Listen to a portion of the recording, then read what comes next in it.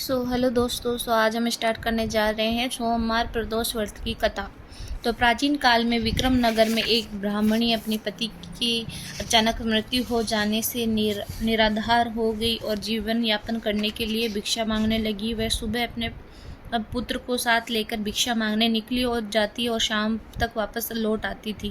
भिक्षा में जो कुछ मिलता उसी से उसका गुजारा होता था। ब्राह्मणी ऋषियों की आज्ञा अनुसार सौम्य प्रदोष व्रत भी किया करती थी। एक बार उसे मार्ग में विदर्श देश का राजकुमार मिला। सूत्रों के ने उसके पिता राजा सत्यरथ को उसको मारकर उसी राजा से निकाल दिया था, जिस कारण वह मारा मारा फिरता था।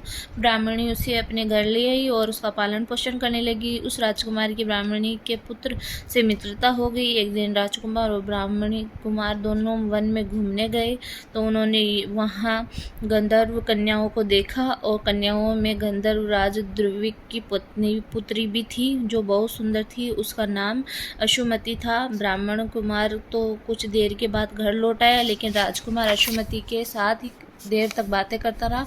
अगले दिन अशुमति राजकुमार को अपने माता पिता के से मिलाने ले गई। कुछ दिन पश्चात अशुमति के माता पिता ने अपनी पुत्री का विवाह राजकुमार के साथ कर दिया। बाद में राजकुमार ने गंधर्व राज की सहायता से उन्हें उसके सेना को लेकर विदर्भ देश पर आक्रमण कर शत्रुओं को खदेड़ दिया और अपना अधिकार कर लिया।